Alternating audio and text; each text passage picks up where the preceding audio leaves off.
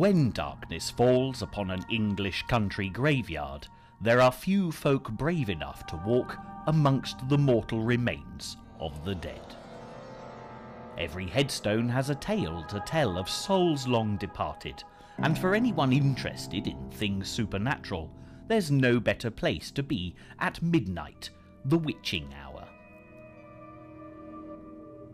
'Tis now the very witching time of night, when churchyards yawn and hell itself breathes out contagion to this world. Now could I drink hot blood, and do such bitter business as the day would quake to look on.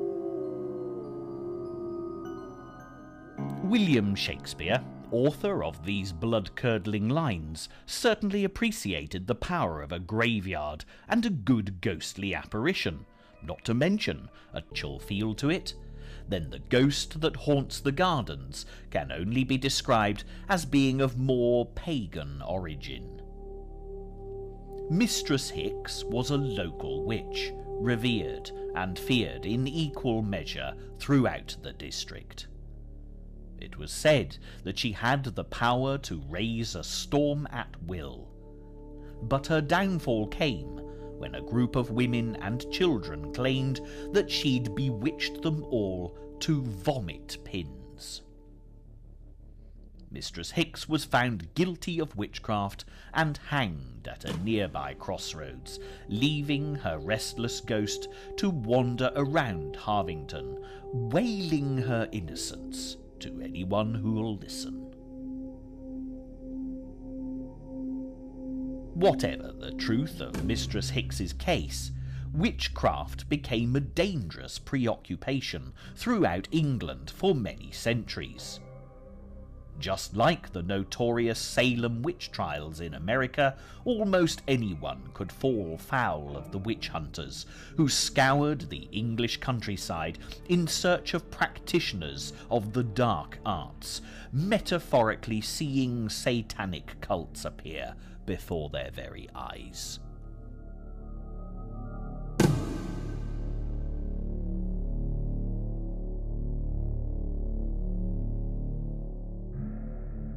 It's difficult to believe that the sleepy Warwickshire village of Long Compton was once terrorised by witches, as the honey-coloured Cotswold stone buildings bask in the evening sunlight.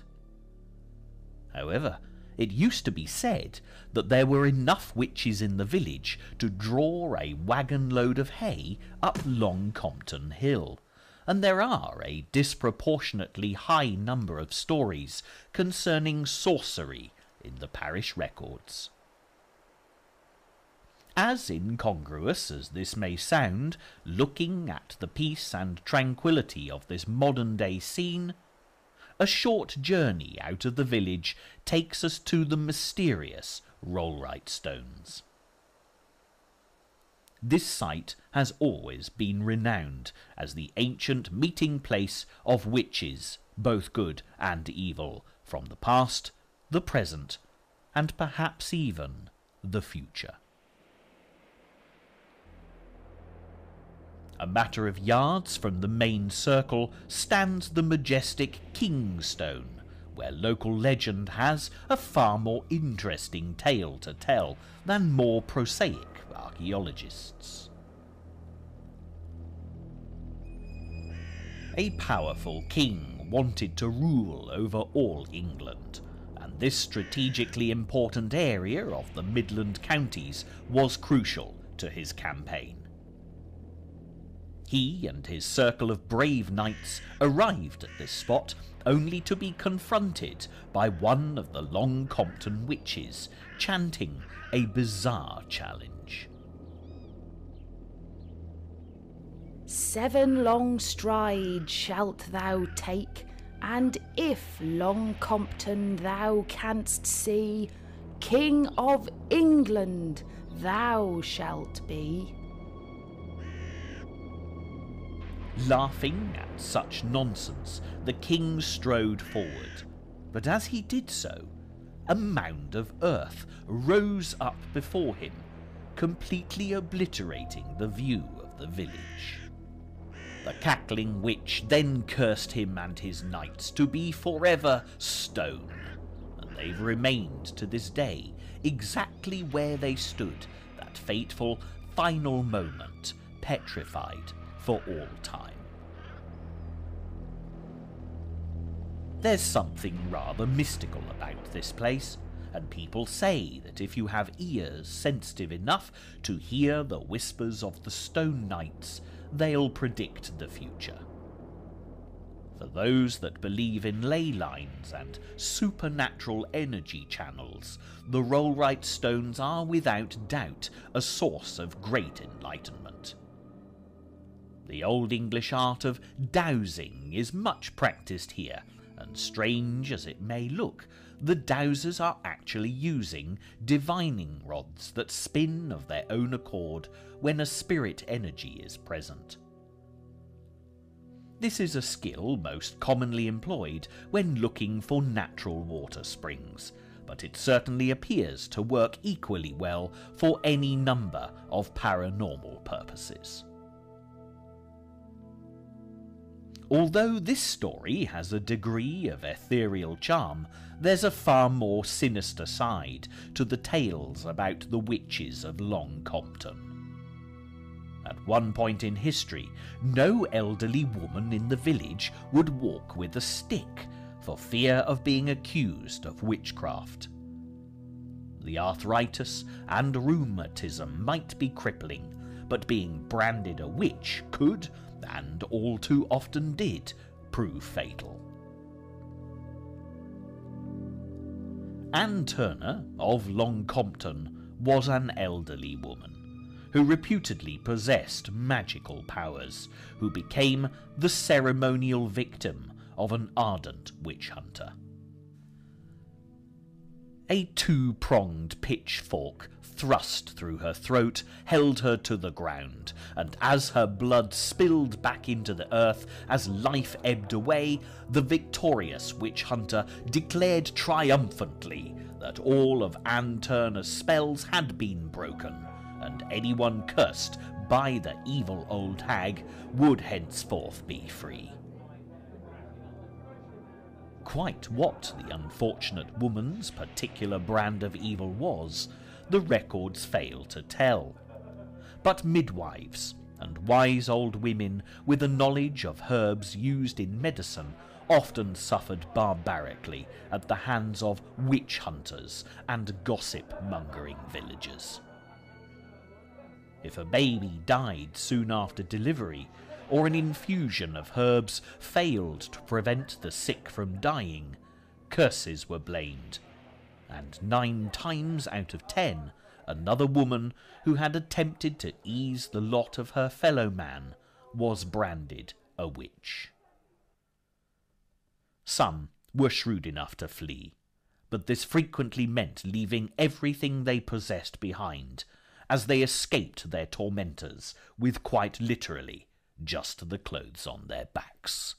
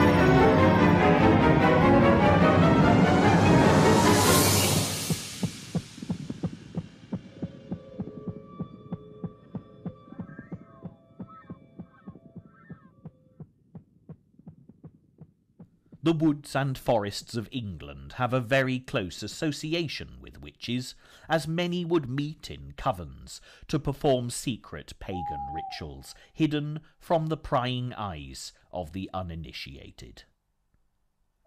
The wych elm, a tree that's now become quite a rare specimen, was thought to be where the thousands of witches who disappeared fleeing the dangers of accusation found refuge, living out their days concealed by twisted bark.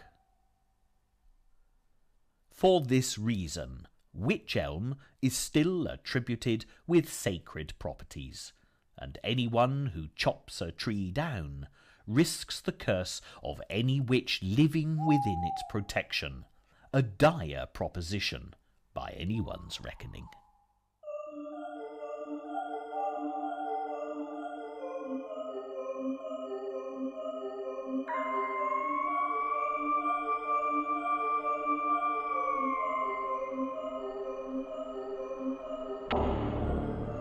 With the dark woods of Warwickshire left long behind us, the wild beauty of Cornwall appears over the horizon. One of the most noticeable features of this dramatic landscape are the shadowy ruins of ancient tin mines, where abandoned wheelhouses punctuate the uneven ground. These fascinating relics of Cornwall's once prosperous mining industry are the only visible marker of the labyrinth of haunted mine tunnels carved deeply into the earth below. There's not a Cornishman in all England that doesn't believe in the existence of the Knockers, a strange little ghost prospector that helped many a poor miner to find rich seams of tin in the dark, dismal passages of the mine, lit only by a flickering candle.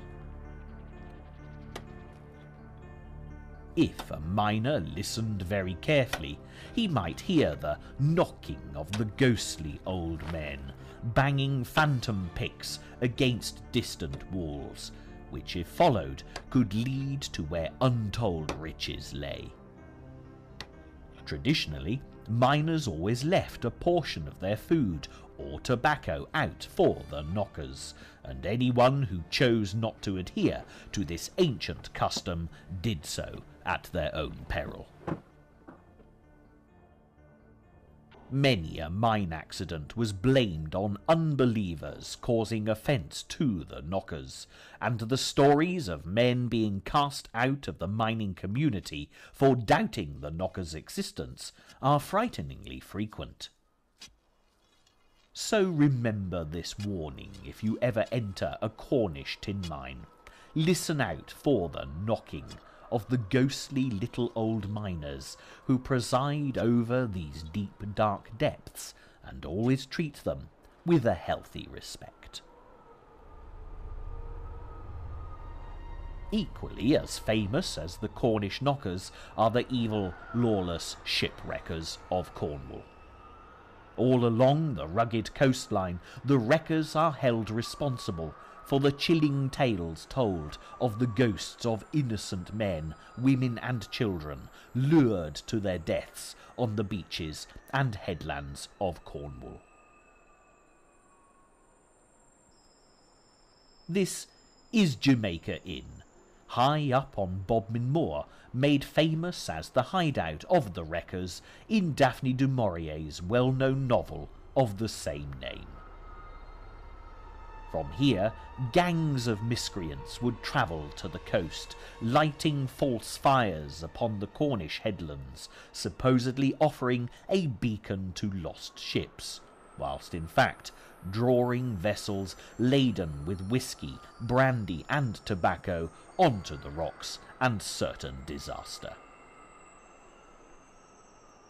Any survivors who reached the beach would be drowned, and the ill-gotten booty would be transported back to old Jamaica, and any man who stood in their way or betrayed his evil comrades to the customs men would undoubtedly find himself dead in a ditch. Daphne du Maurier's novel may be nothing more than excellent fiction, but there's a distinctly haunted aura hanging in the atmosphere here at Jamaica Inn, which any self-respecting ghost hunter will most definitely revel in. There are those that say that the wreckers never existed, and although native Cornishmen would help themselves to contraband that washed up on the beaches from foundering vessels, whether or not they deliberately set out to do bloody murder, motivated by pure greed, is truly a question consigned to the province of myths and legend. However, smuggling is a different issue altogether, and any Cornishman who could avoid paying the government's duty on his brandy and tobacco would do so with the utmost relish. It's a dark, windy night in Polperro, one of Cornwall's best-loved fishing villages that was a notorious haven for smugglers and their hidden treasures.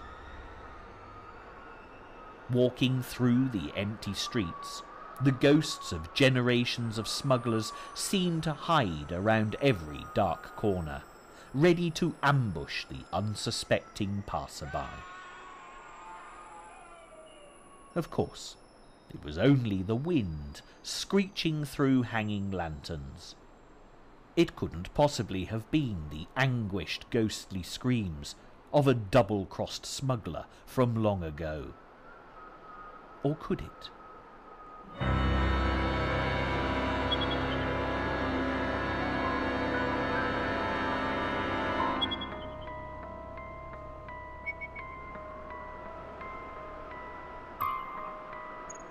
It's impossible to travel far through Cornwall without discovering a ghost here, a poltergeist there, and a whole variety of magical, mystical spirits haunting the proceedings. Therefore, the fact that Cornwall boasts to possess the most evil ghost in all England will hardly come as a surprise.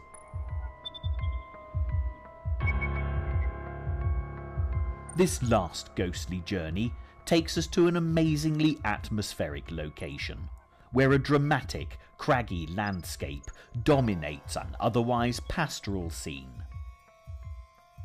Roche Rock is an angular granite outcrop from which a tiny 15th century chapel seems to grow skywards. Here the ghost of the black-hearted Jan Tregeagle, reputed to haunt Cornwall from coast to coast, sought refuge from Satan's hellhounds as they pursued him across the bleak, rolling moors. Tregeagle, so legend has it, sold his soul to the devil, but when the time came for his spirit's departure to the depths of hell, he begged the Cornish holyman to save him. A pact was forged, but at a price. The clergyman set Tregeagle a penitent task to perform to atone for his terrible sins.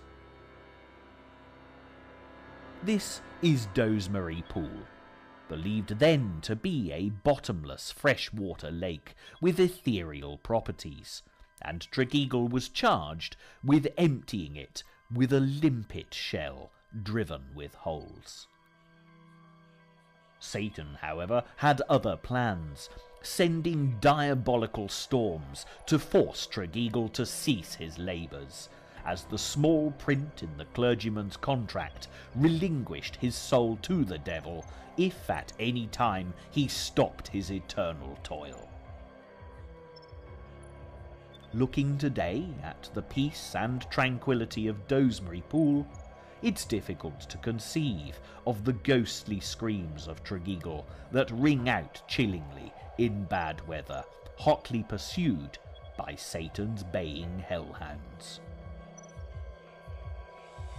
But reports constantly verify his presence here, and those that have encountered the malevolent, screaming evil apparition around the water's edge are convinced that they've been terrorised by Tregeagle's ghost.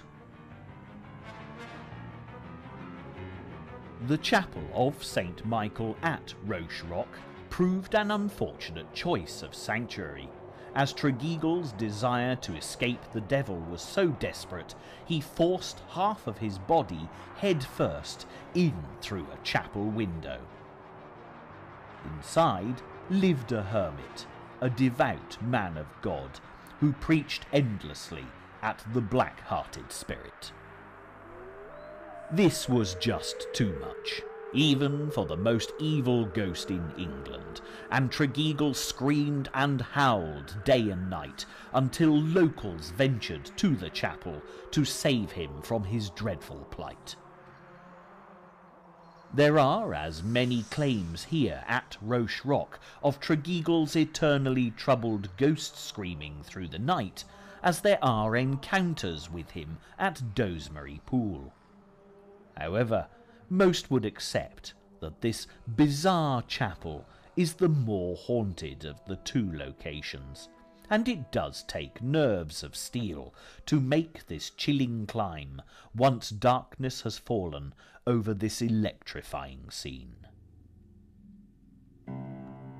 As this programme draws to a close, it's well worth embarking upon a little ghostly detective work, because there was a real Jan Tregeagle who was born near Bodmin in the 1600s, who undoubtedly had a fearsome reputation and a larger-than-life personality.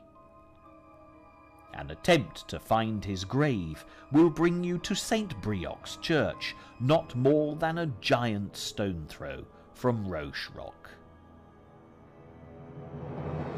The graves are overgrown, and there's an eerie atmosphere to be experienced here. Further investigation will reveal that there were in fact 5 Jan Tregeagles in succession, the much-hated name passing from father to son, generation by generation. This explains, in part, why there are so many sinful deeds associated with this dastardly man, and perhaps this also accounts for the phantom presence of Tregeagle in so many different places at any given time. Standing in the shadow of this ancient church, it's comforting to know that the Cornish nation has a special prayer for dealing with such supernatural manifestations as Tregeagle's ghost. And, as an extraordinarily sensitive people, it's only right and fitting that they should have the last word when it comes to ghosts and witches of old England. From ghoulies and ghosties, and long-leggedy beasties, and things that go bump in the night, good Lord, deliver us. But for those of you whose appetite for ghost hunting has been whetted by this programme, comfort is the last thing that you'll be looking for. Because, after all, there are more things in heaven and earth than mere mortals can possibly explain. And for lovers of spine-chilling ghostly tales, that's just exactly how it should be.